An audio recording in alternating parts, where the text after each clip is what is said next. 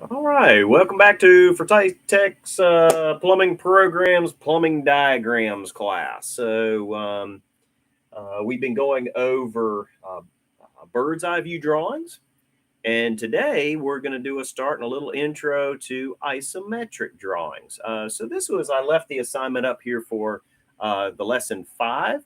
You had that when you did that class. This was the assignment that was given.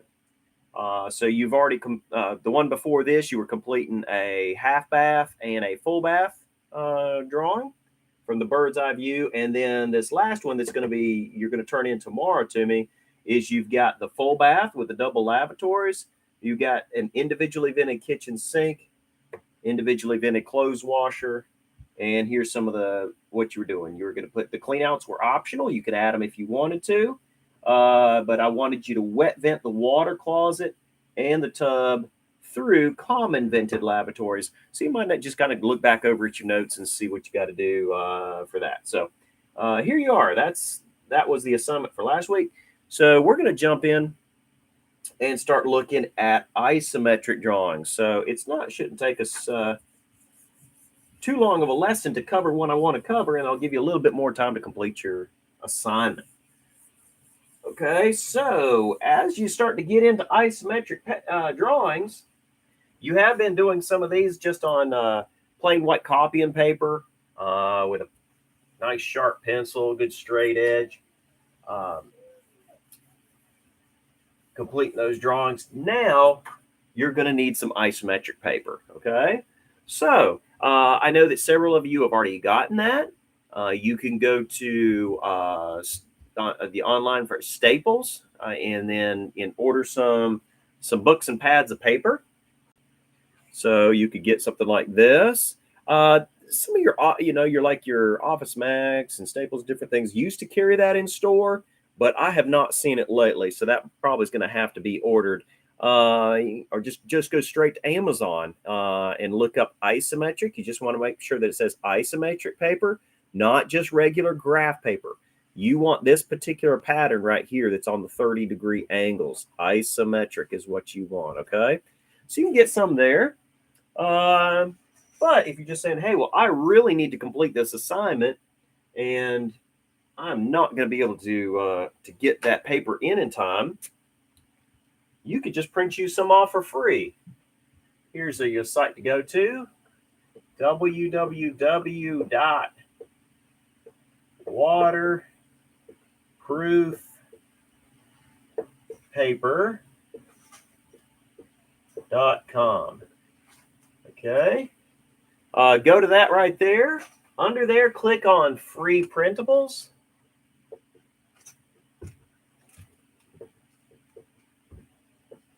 And then under free printables, you're going to want to go to graph paper.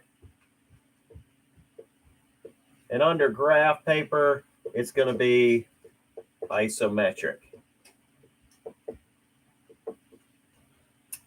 Now, when you get to that, it's going to give you the option of being able to print that paper off either in portrait or in landscape. Now, when you do that, so this paper right here was printed off in landscape, okay? This paper is directional, all right? If I wanted to, if I can't take this piece of paper, isometric paper, I can't take it and turn it this way and start and draw this way, okay? I can't do that. It is directional. If you notice, if you look at the real fine little grid pattern on here, the way I know that this paper is turned correctly, you will have vertical lines on the paper. See how this way you have these lines going vertical? So I know it's positioned right. When I turn the paper this way, I do not have vertical lines anymore. I just have these lines going horizontal. That is not how I position it. You always position your paper to where you will have vertical lines on the paper. So you can print some off, either to where you will draw with it with your paper laying in a landscape format or a portrait format where it's tall like this, okay? So you can print that off either way. All right. So you'll get your paper.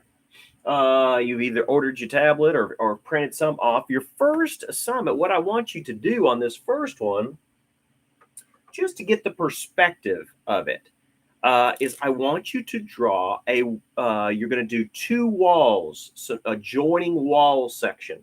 So on a bird's eye view drawing, if you were to look at the room, and you've been looking at floor plans, okay? We've been doing designs off of floor plans.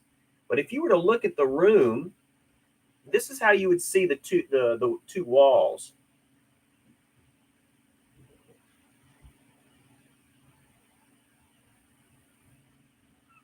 Okay? That's all that you would see on the bird's eye view drawing, okay? That's two wall sections of a room, okay? I'm going to want you to take, for your assignment for today, you are going to take these two walls, but you're going to draw them isometrically. And this is just going to show you the added detail that a isometric drawing is going to show versus on a bird's eye view drawing. So bird's eye view drawing, draw two wall sections. Oh, we're done. That's it. Because you're just looking straight down and just seeing the top plates of those two walls. But when you get your isometric paper, you've got 30-degree angles. So you're going to have vertical lines. So this is, if you look at each little section, you're going to see vertical lines, and you'll see this cross pattern of 30-degree angles. That's the pattern of the isometric. You'll have a vertical with lines coming at 30-degree angles this way, 30-degree angles this way, and then they just continue to go, okay? So if that was there, you might have, then you're going to have another one here. It goes up, crosses down like this. It keeps going. You've got another cross that goes through here, and you've got this pattern of all these crisscrosses, okay? Make sure you've got your paper turned correctly. And now let's start. I'm going to just do some demonstration in this lesson to get you started. Make sure your pencil is sharp, and you're going to start. Now, when you start this, you got to picture about how it's going to end up on the paper.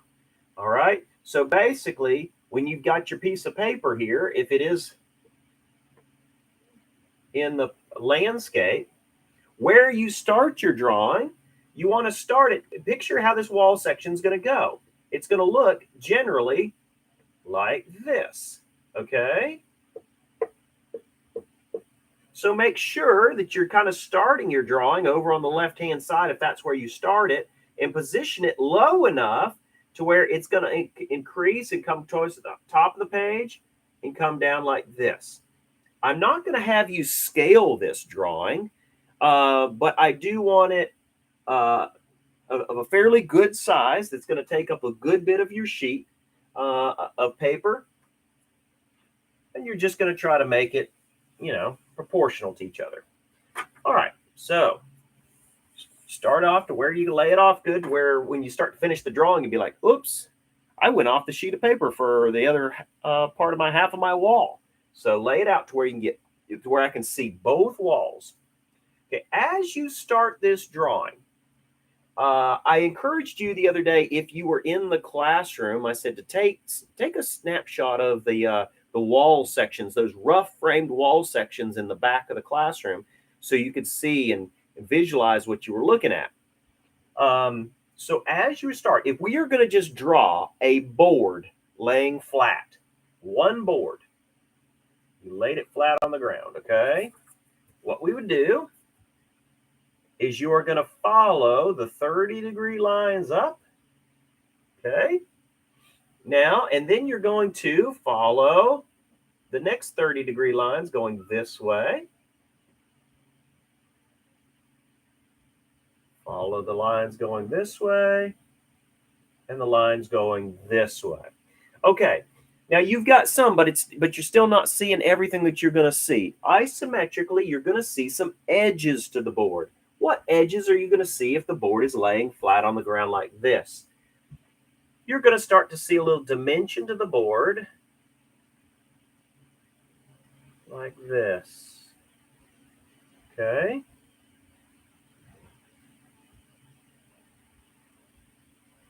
Of course, yours is going to be neater because you're going to have a nice straight edge that you're drawing perfectly straight lines.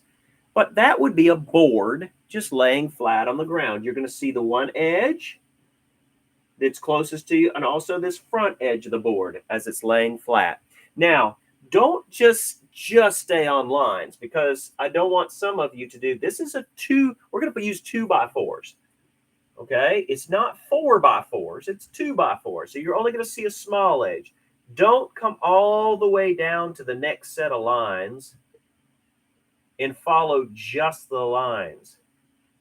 If you follow just the lines, it's going to look like that. But it's going to look like you're using 4x4 posts or blocks that you're putting down here. That's not what we're going to do. You're going to frame the wall with 2x4 boards. So it's not going to go all the way down like that. You're only going to drop it a little bit, and then you're just paralleling the existing lines that are on there to draw something that looks like that. That's the board, okay? So you've got a board laid down there. And you're going to say, all right, well, I'm going to start some studs. So if you're going to put a board on the edge of this wall, it's going to sit right there on the edge and go vertically. It's the same width of this, and so it's going to come down to this edge and go up. And then, since the 2x4 is sitting like this, you're going to see this closed edge. You're going to see an edge to the board. Now, here's the trick to it. When this board's sitting here, it's blocking. You cannot see the back edge of that board. Of the base plate, you're not going to see that because it's blocked by looking at the edge of that stud. See that right there? So, if you decide to draw a solid board, I would not bear down really, really hard with your pencil because you're going to have to come back and erase those lines in between.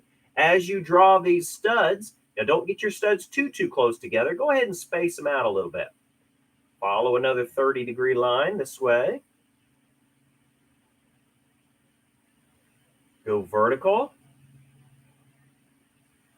That's the board.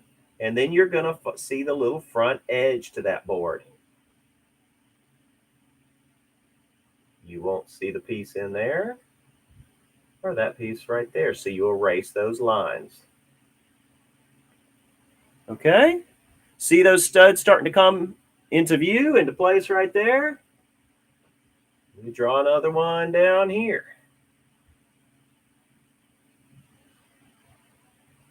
That's actually going to be off the corner just a little bit because that's going to go up even with the corner.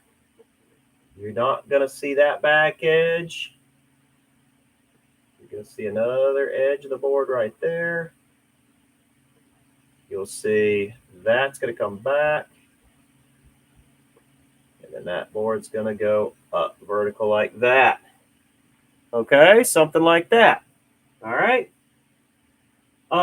So yeah, if you're deciding to, and you know, your angles are going to be right on the money because you're following lines. All right. The lines on the paper.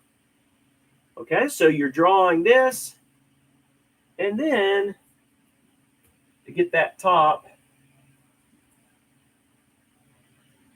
go ahead and try to draw it proportional. Don't have this short little squatty wall. Go ahead and get it up there a little ways. But when you get up to the top, basically, you're going to have another board that you're hitting there. So this board, and you're going to see on the top,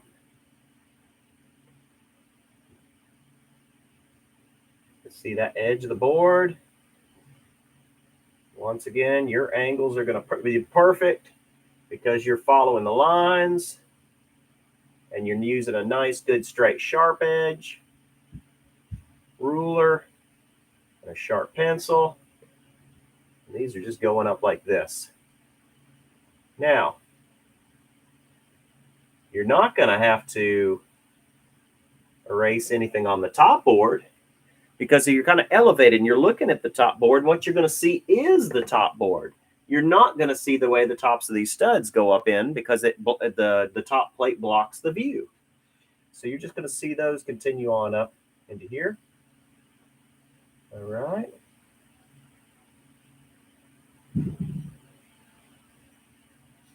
That ends up coming like this. You've got that comes across.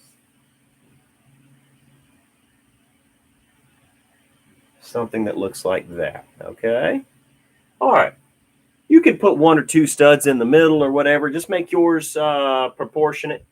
You know, you probably get you, probably how I prefer this is if you're drawing it, well, put maybe 2 studs in between right there. So you see a total of 4 going across. Now that's one wall. Now you also have to get the next wall to join in here. That would be a little steeper. Okay, now this next wall, just following the lines coming down this way. There's the edge.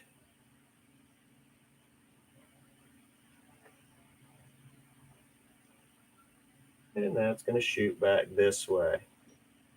Okay. And then start drawing studs down on this side. That's going to go vertical, vertical. You'll see the edge to the stud. When you get down here, you're not going to see that because the stud is blocking it. Okay. Now, you could choose to draw the board all the way like I did here and make little erases as you go. Or maybe you just want to draw it kind of as you go, you know, maybe draw the vertical board since you say, well, I know I'm going to see all that vertical board. So I'll draw my vertical boards and then I'll come in and put the lines in between so I don't have to do any erasing. I mean, you could do that too, and it will make a very clean looking final project. So once you get your final boards put here, of course, in the corner, you will have another stud looking right there. So you're going to see another small edge coming up. Okay. And a board's going to be coming this way.